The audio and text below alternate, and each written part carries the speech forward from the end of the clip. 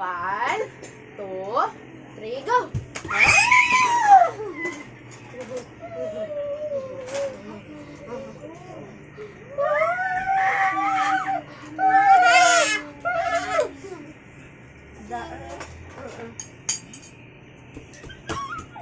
Oh, nuno yan.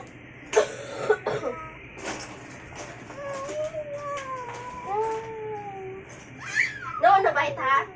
No.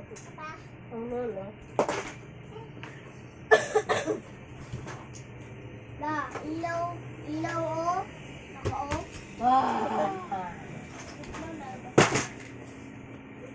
Dibe?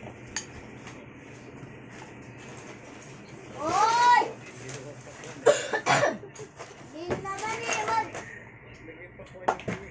Kukuha ko ng bagong camera.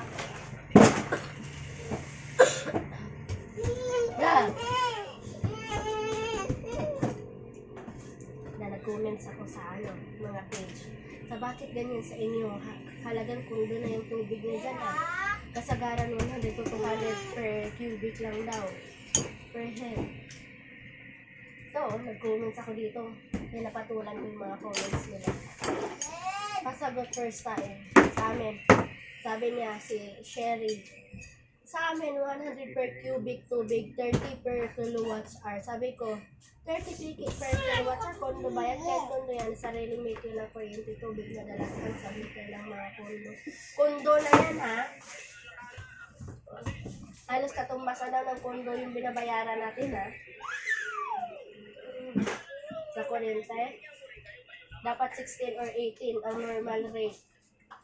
Kasi sa mismong kuryente sa 15 or 16 lang yung sinilan.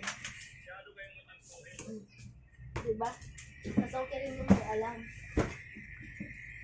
Kahit saan pa daw yan banda. Isa man sa kondo. Ano ba yan, Nat? Siyempre, ito mag-school sa school. 1, 2, Kaya mo mag-school na si Baby. Nanda ako na mga school supplies. Ang dami na school supplies. Talo ko sa akin. Ma, kala mo talaga school. 1, 2, 3, bulaga! 1, 2, bulaga! Da!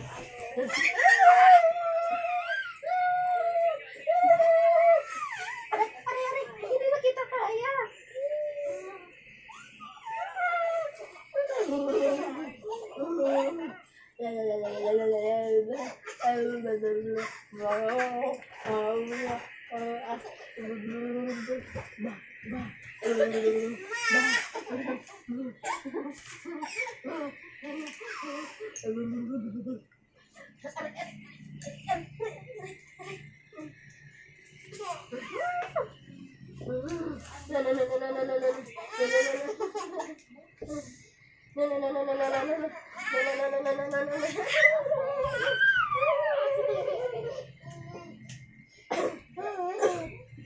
Pinapagalihan mo pa ako ng maraming Yak. notebook, Ma. Pinapagalihan mo pa ako nung last na lang namin school. Ng maraming notebook. Simple lang dapat daw. Sa sunod na araw na lang daw yung maraming notebook. Basta po na, pawis na. Nasa akong binutoy na po. Init tuloy.